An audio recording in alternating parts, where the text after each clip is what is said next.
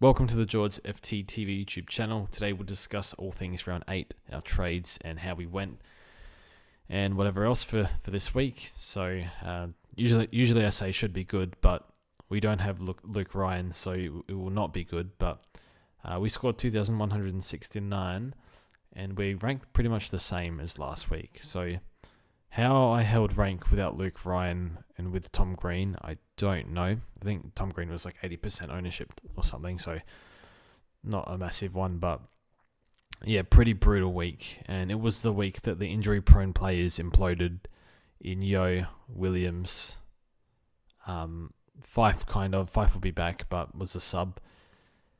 But not Dane Zorko, who I think nearly scored 200 DT, and that is very rare. No one ever scores 200 in DT. I'm not even sure. I think it's been done before, but it's very rare. I think he got like 190 or something. So, yeah, interesting week. And for us to avoid a lot of those players, apart from Zorko, will help us going forward. Especially, I think Fife will be fine. It was just this week was the carnage, but I think Yo, the damage has been done with Yo, but I don't think we'll get any more damage from him going forward. I'm not sure people will hold, but yeah, can't see him playing this week. But yeah, interesting week. So our trades last week, we basically went Steele to Dawson, and we should have gone Dunkley. Like, this is one where we kind of just ignored because of he seems to get injured a little bit every year, but when winter comes, Dunkley usually goes berserk, and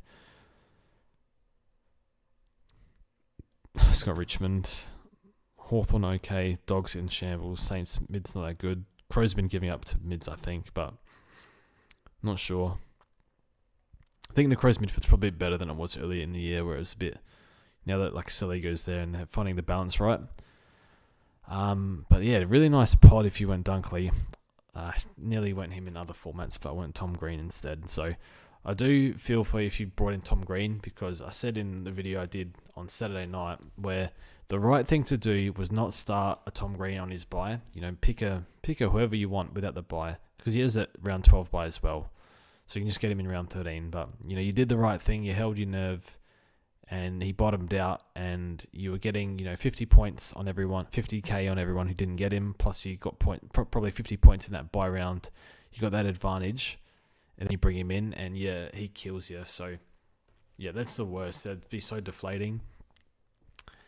But apparently he's okay, so we'll see how he goes. But yeah, anyway, our trades were Steele to Dawson. Don't know if Dawson was the right call. The role isn't as good as I thought, but I'm not surprised that the role is quite flexible, bit of half forward and stuff. But with Steele, like,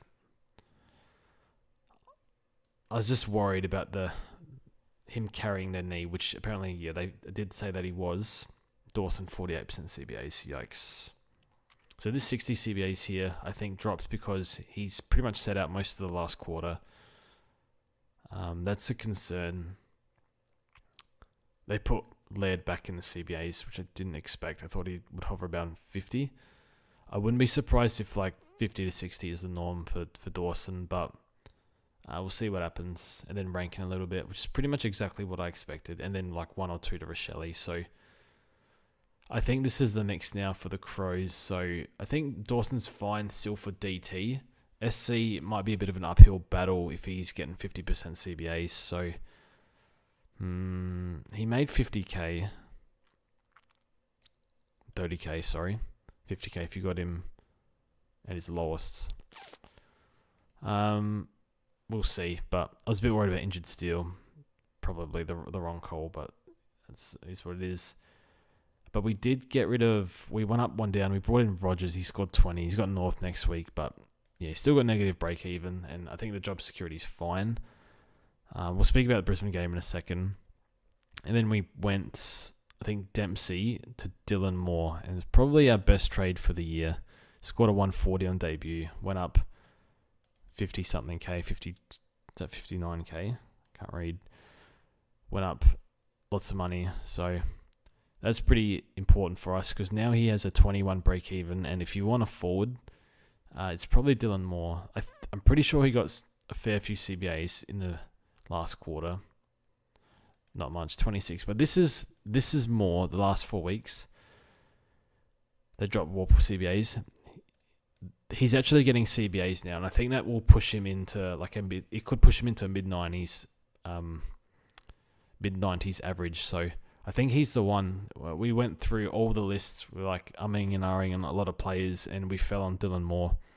And it is 1 week, like he could score 70 next week or something, but can't complain with that. So that was good in for us. So it probably helped mitigate the Luke Ryan damage. So you go to Dempsey and somebody else. Cadman. I think Cadman made a bit of money, but that's all right. So those trades are fine, but we'll go through the team briefly. So 170k in the bank, but defense is fine. Like Dacos is great. I don't think Martin's that highly owned. I didn't see the game. I'm still like scrolling up and down looking for ownership and stuff. He's not that highly owned. So yeah, this was a really good. We jumped back on here, like 4 games. So 5 round of 118. It's probably like 112 since we got him. So that was a good buy back. And I think without watching, I think they've kind of figured out how to use him. Not, those first 2 weeks were just a lot of junk and rubbish, where I think they're using him just more through the middle of the ground. And really able to, high tog, work, push up really high, still work down back as well. So, yeah, kind of a unique halfback role, but yeah, it's good. Dacos is going to take his throne as D1 most likely. I think at the start of the year was a bit rough for him. He looked a little bit off, but now he looks like Dacos again. So he can be our captain, vice captain going forward. Bit of a miss in the VC. A VC was Sheasel into Gawn because I was a bit scared of Sexton being a late in because it was emergency. And I thought, well, if a VC, I wanted it on Gawn against Geelong, had been given up to Rux, I think. And yeah, fortunately Gawn had a big last quarter, but was looking pretty bad. And Sheasel against the Saints had the role change. I didn't know if I believed it or not, so I just put the VC on him, and yeah, it's bad VC, so got away with a 110. Whitfield got tagged. Bruh. I hate this pick so much, and yeah, don't get Whitfield. Just laugh from afar. Watch him get 30 touches for 97. Yeah, James Jordan tagged him. I think the fixture coming up's not too bad. I think. Yeah, this doesn't look too bad. I mean, Geelong could send O'Connor or some random stuff to him. GMHBA, that's horrible. Let's book in another 50 for that game. Richmond's kind of nice. There's no Saints left. Yeah, whatever. Roberts can probably go. I don't mind holding him because I think he can still give us like 80s on the field. This was a very difficult, like very wet game. So, yeah, it's hard to just get uncontested marks when it's just on the deck the whole game. So, I'm going to trade because he's done his job. He's maxed in price. You could hold him for like another 5 weeks and he might reset and make a bit more money, but he's done his job. He can go. Whereas I think a few others can make a bit more money. Graham 59, that's fine. That's fine. He's doing okay. Midfield, Sarong, Merritt, very good. So we paid up for them and we're happy we did because they're not. I mean, Merritt did drop a little bit, but probably would have been an extra 10k if his coach didn't play him half forward when he got tagged, but that can happen. And Sarong's been excellent, and I should have captained him, but the problem was I was a bit worried because Marlon Pickett tagged Petrarca last week, and they lost another mid, and I didn't know what the CBAs would look like. I figured, how much did they give to Sonsi? They had to put Sonsi in there, but I wonder how much. 38, that's less than I thought. He would have been a better pick than Rogers, but I was going in blind, so I wasn't sure what they were going to do with him. But yeah, I thought potentially, because they had so many injuries, that maybe they'd just play Marlon Pickett and tag Sarong, but they didn't do that at all. So yeah, worried for nothing. So Sarong's been brilliant. Yeah, clearly top 4 mid. And I think Merritt's probably top 4 as well. The other one, I think Rao will still be there, and probably I think Dunkley could threaten as well. Neil's going quite well, but we're kind of ignoring them for whatever reason. But yeah, they have a really nice run coming up. Rao, paid 640 for this last week. It's given us a 130 and a 65, or 136 he gave. So roughly he's given us like 99 average for that price, which is pretty horrendous. So this game versus Brisbane, I don't want to make too many excuses for him, but I think Dunkley put a bit of time into him and pretty much killed him. And the whole game was just in the hands of Brisbane. They overpossessed it. Like, the marks were crazy. I think like Dunkley, Neil, and Zorko had like 25 marks between them at like halftime or something. Let's have a quick suss. It's just quite hard. And then one night, like the SuperCoach to SC, they just got smashed everywhere. If you look at like the marks, it's like marks everywhere. He's got marks on Gold Coast. Like, nobody took any marks. Like, they just... Lions beat him on the inside and they overpossessed it. So I think that's kind of like, it happens, and it's the wrong week to have a bunch of Gold Coast players, but I'm sure they'll bounce back. So I think they were averaging all 112 plus the three main mids there. So just cop the bad one. It was coming. Unfortunately, we got it when we paid max price. Plays North this week, so hopefully he bounce back. And Rao was overperforming because he was getting so many free kicks and kicking goals and stuff like that. It's not sustainable. So when they don't come, then you get you get a donkey score like this. Bont was good. Spoke about Dawson before. Crouch was good, so he's been a little bit down the past few weeks, but the CBA's back up. The TOG's like, it's going to be 70%, low 70s TOG, low 70s CBAs, and he's going to just truck along, and he can be a buy flip most likely. So he's going okay. Closey, it was looking like he was going to score not much, but had lots of clangers in the first quarter, couldn't recover, so it's fine. D'Ambrosio was a waste of time holding. Garcia was fine, he's ticking along. Rogers, I mean, he was pretty happy if you faded him, but at least hopefully he can get to like 250k or something, so a bit of a waste of time. Should have been McKercher or Sonsi that we went down to, but Gorn and Sweet, so that's fine. Sweet can probably go on field. Oh no, Livingston plays last, so I guess we'll set up like that. Heaney, Flanders, Moore, I think they're top 6 now that Moore's getting 25%ish CBAs every week. So pretty stoked with Moore. Who else is in there? Well, Cordwa was looking good, but pretty injury prone. It's definitely Zorko. I don't know why they changed his role, but it might happen sometimes. But at halfback, it's definitely Zorko. What did he score in SuperCoach? I know it was like 190 in fantasy.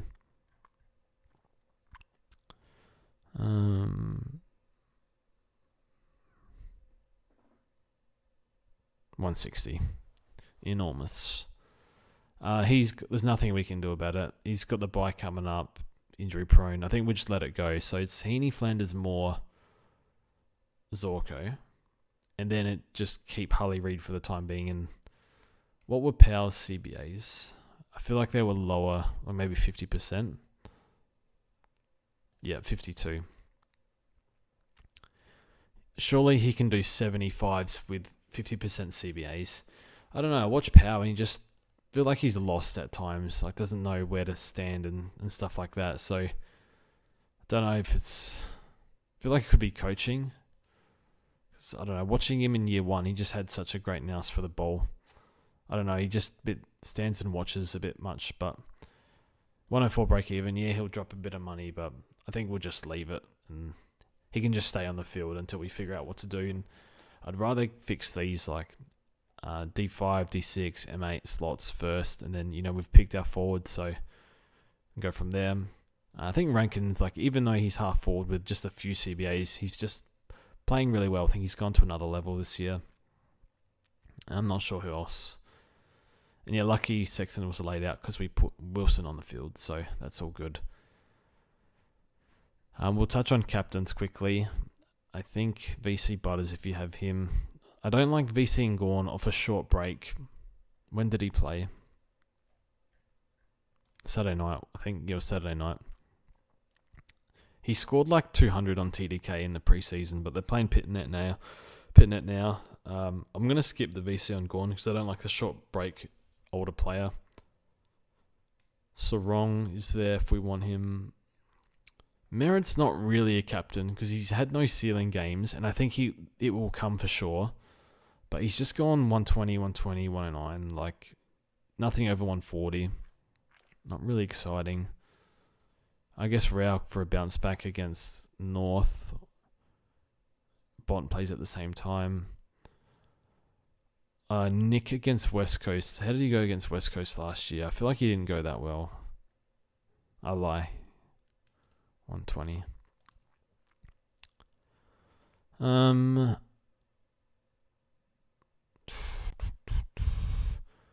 Maybe Merritt though with no cogs, no Green potentially. The Green might play, so not sure. I guess it's hard to pass on Sarong into Rao, mate. I just don't want to straight see Rao. I guess Bont against Richmond, like surely he kills them. Maybe we'll do this, something like that. Okay, so our trades this week. So we'll look at some break-evens of players. Alright, Darcy Jones I think will be the main target this week. I think his job security is pretty good. Sounds like he's ahead of Thomas, and they love him, they rate him highly, and he's a jet. He's playing really well, so really impactful with his touches, really clean. So I like him. I think David King seems to love him. I think he said he's his new favourite player. So I think we'll get him this week. Colby would have been an unbelievable trade in last week. There's a lot of players we almost trade in. Like we almost traded McRae. And I'll speak on McRae in a second. But yeah, like I had him loaded on Monday, but like I've had crap players loaded to trade in, so can't really like claim it. But oh well. Conway's there, but he's just gonna be in and out.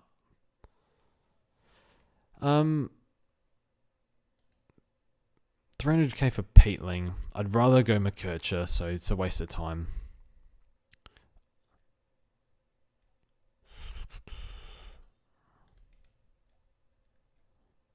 He's gone 115, 83. So he played a bit of mid-time, I think. Obviously, they got injuries. Yeah, he's getting mid-time, mid-clock. And scoring well. They played Sydney, tough game. I'm not sure on this. I looked at his VFL numbers from last year, and they weren't that great. But I don't know what role he was playing. Or was mid-forward in... He's mid-forward eligible, so... Oh, geez, look at this. 145, 132, 82. 36 touches, 31 touches. Not much here. 31 touches. 10 tackles, 8 tackles. Jesus, this is interesting. If you have any opinions on Peatling, please help. I'm not sure there's any GWS supporters that... I'm sure there's a few, but not many out there. But if you are one, you've been following this, maybe fill us in a bit. Kind of interested. It's an interesting one. Is he just in there? Okay, so Finn's getting a bit of clock in there. Where's Cogs? Okay, so Finn was getting time in there with Cogs. They're putting Kelly in there a bit more. I think Kelly will come back out and go a bit more wing when they get the players back. Green's going to come back. I think Ward's in there for Cogs. I know Ward's older, but I think they just need bodies in there. They're putting Toby Green in there. I wonder if Peatling stays.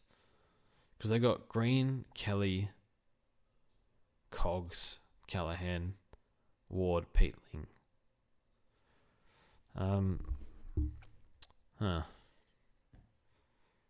Could be a sneaky one. Harvey Harrison. I think he keeps playing. What did he score? 180. No, I'm not even going to bother looking. Jack Hayes is back. Bit of ruck time. What did he score?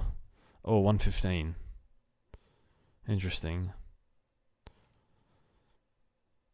Probably gets like ruck DPP too. Hardman was subbed, so I probably wouldn't go there. So Revel got pretty wild hair. He 59, playing wing. They've got a few injuries, so he's one that I'll watch next week. I wouldn't have a clue if he holds or not. I'll need to see injury report, and maybe DR speaks. Every time we have a Brisbane rookie, I'm just like, hopefully DR says something about it. Turner, Blade, key forward. Nah, I'm not paying that. Voss drops. Yeah. I feel like I've missed McKercher. Yeah, he's third. McKercher. Oh, did I? I think I said it. I can't remember. And then there's like value premiums. So I don't know. Let's filter 550 and go for 20, 410. May's actually been a decent pickup if you grabbed him. Moore is there. I like Dylan Moore. Like, I spoke about forwards like all week, but he's just one where he's not going to get sub. He's not injury prone. The role is secure. Like roughly, like looks like the CBAs might not always be there, but they're using him in there, and it helped them win the game when he went in there in the fourth quarter. So I think they like him a little bit in there. So yeah, he's just a jet. I like him. Next captain of that club. Finn Callahan was good. Darcy Parish is 530. He obviously had the issues. For me, too injury prone. So I won't be going there. It's too late for Harley Reid. 430k. Annoyingly, Marcus Windhager's actually made 90k and he's been alright. He just got suspended the week. He got suspended when there was best 22s and we had 2 dead on the bench. So we just sold him because we're going to cop a donut. We traded him in for 54. Sold him, and then he's gone 68, 99, 76, 111. So not too bad. Would have been an okay pick. Like still like not the best, but yeah, boost in, boost out. And this is the main one that I'm going to bring him in fantasy. So what's interesting with Oliver is his first 3 games, 105, 82, 92. This is with like no preseason at all. And then the 2 after that had the thumb issues. Comes back 82, 141. Now is he back? 470k for like one of the best players we've ever had in this game. That's still like 26, 27. I was never interested. Just because I thought the quality of mids was so good, but Petrarca's been a bit off the past few weeks. Steele's injured. I lost confidence in Dawson. I guess Neil and Dunkley have got to be around the top 8 mark. Can't really deny that anymore. Where's Oliver sit? Yeah.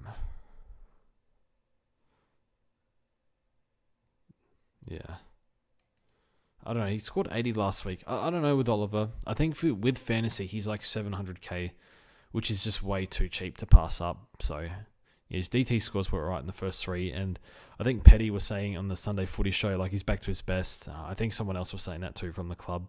So they expect that now from now on. I think I'll pass. I don't know. I think I'll pass for now. Excuse me. It's getting late because it opened so late. Zach Guthrie's playing good footy. Bailey Dale has been unbelievable, and he's got the easiest matchup this week in Richmond. So this was such a great buy if you got him. 175. I suppose people got him in for 132, 116. Probably going to kill Richmond. Played a bit forward in quarter 4. Like, honestly, Bevo, you can't even explain some of his moves. Sinclair, maybe he's back. He went 160, but I think he played mid. St Kilda, DFS. Yeah, he did. Still 90%. I really hope Still comes good, even though I traded him because he's one of my favourites. Meek's probably one more week hold, and then you can field sweep. Plays Marshall, who's like struggling at the moment, and they're putting Hayes in there a bit. Someone raised Nick Newman in Discord. He scored 150 this week, and their entire defense is injured. They're like Sard, Williams, and McGovern all done hamstrings, so they're all out. But what happens when they all come back? A bit older. I'll sit out, but it could be a pretty wild pod. But I don't know what happens long term with him. Max Holmes is pretty good. How much is Stewart? Sicily went forward as well. Let's probably sit that one out. Hurt his shoulder. So I think we just ignore Sicily from now on, even though people have been doing that all year. Yeah, Stewart's only had one bad game, this 77, where he dropped 2 intercept marks. Where if he holds those in a close game, probably tons up. So he's just going, Tom Stewart. Like, he's there when we want him. 132 break even. Could be one we look at potentially at some point in a few weeks. But I think Dale's just playing a lot better. I don't know. And then McRae. So I've been watching McRae. I actually think he's playing okay. I think Bevo is just doing his best to make sure McRae has as least impact as possible. Bulldogs. What were the CBAs? Yeah, 32. He's a little bit stubborn with these CBAs. Like, it's just the same mix every time. It's all Treloar, it's all Bont, it's all Libba. Richards lost his CBAs. Imagine putting Harms in there and putting Sanders in the 2s. He's lost the plot. When I watch McRae, like, when he's actually around the ball in the midfield, I think he's actually playing okay. And I think the most important thing is when he's getting it on the outside, like they're feeding it out to him, he's actually using it really well, kicking it inside 50. I think I would put him more in the midfield. I think he's got a bit more to give. He's clearly not what he's used to be. He's clearly regressed. But the role just sucks. And while it is similar to last year, it's kind of hard to score in. Because I think last year he would have had a few high CBA games whereas this year they just don't exist. Like, yeah, it's lower than last year. Yeah, I feel like he's underutilized, but yeah, don't know. Still feel like he's still kind of looks slow a bit, but he's just he's good in and under and stuff, so not one I'm rushing to get in, but if Richmond beat them next week, I think Bevo will be... I mean, you have to sack him, surely, but who knows. Anyway, our trades for this week. So no boost. I would have loved a boost to boost in McKercher. We could have done that last week, but we went Rogers. So I think fairly straightforward for us this week. D'Ambrosio and Roberts out. The players we could get in are McKercher or who's the other one? Darcy Jones or Peatling. I don't really understand Peatling at the moment, but I think if he keeps playing mid in the short term, he'll score. So it's not too bad. But we're just going to play straight bat. I think we'll go Darcy Jones, and there is value everywhere. We took value with Dylan Moore last week after... I like paying up for mids if I get a bit of assurance. Obviously, it hasn't worked with Rao, but it's worked with Strong and Merritt to some extent. There was better value out there, but at least I guess security in top 8 mids. And, paying $550 for Dawson was supposed to be value, but I don't know. But still, I think he's got a pretty big ceiling. And then, paid value for more. So I like paying all the way down, like really cheap for players, and then paying all the way up for players, rather than just going, a little bit discounted, little bit discounted, little bit discounted, instead of continuing to do that. Because sometimes they're discounted for a reason and they don't come good. Potentially a Dawson if it's still 50% CBAs, but we'll see. Hopefully he can score outside of them, but yeah.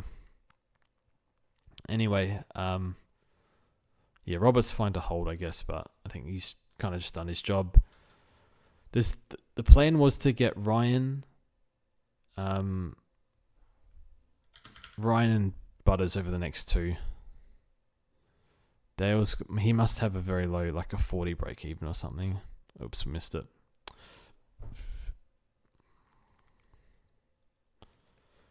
Do we get Dale against the Tigers?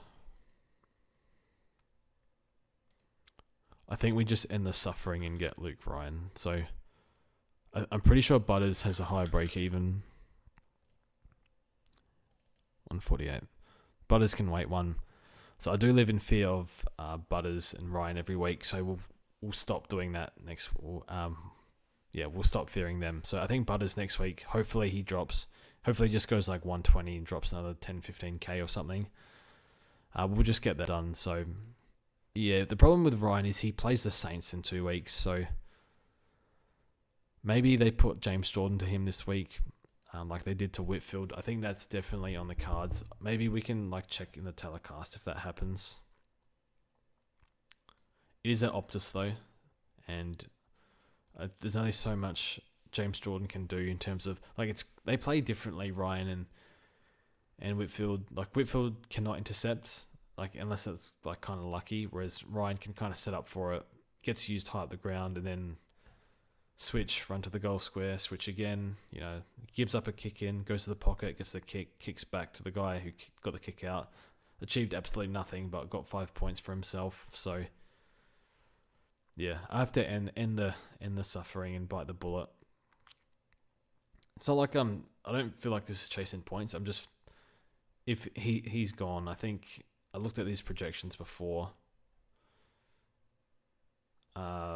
Yeah, if he goes like 120, he'll be 700, and he'll probably go bigger than this on the Saints. What did he do on the Saints last year? 170. Yep.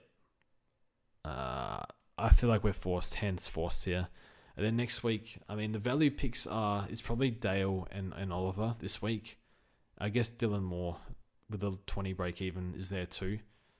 How much is McRae again? It's like 470. No, he's 490. 180 in break even. I think if Bevo's sacked, I'll grab McRae. But not sure yet. So yeah, I think Sanders had a good game in the VFL. He was on like 18 touches at halftime. I didn't check after that. So I think we'll probably book in those trades. If Green doesn't play, that's all right. We'll field Will Graham. I'm okay with that.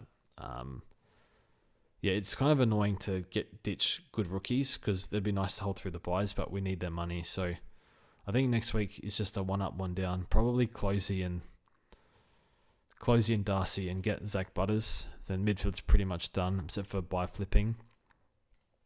And then we need one defender, and I think the defender, I don't think we can really afford Houston, to be honest.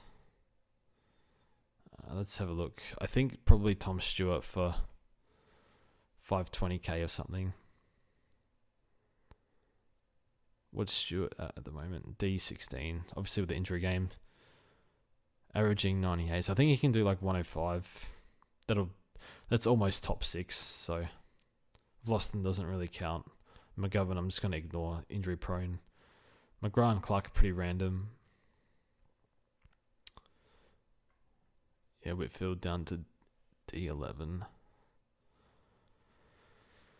What was Yo's ownership? 21%. Ryan's not even that highly owned, so I think, fortunately, saving that money on Dylan Moore. That's why I went ahead with the Steele to Moore trade, or bank that money. Just, it just helps us get Ryan and Butters. But anyway, that's all from me. Thank you for watching, and hopefully you have a good week. I'm away this week, so there'll be no videos until Thursday night from me. I don't know what's happening with the podcast this week, but I think we're all kind of busy and stuff. And last time I tried the podcast from regional Victoria was dropped out 3 times and my phone overheated twice, so it's a bit of a struggle. So see what happens if we can dish something up. But anyway, that's all from me. Thanks for watching, and see you in the next one.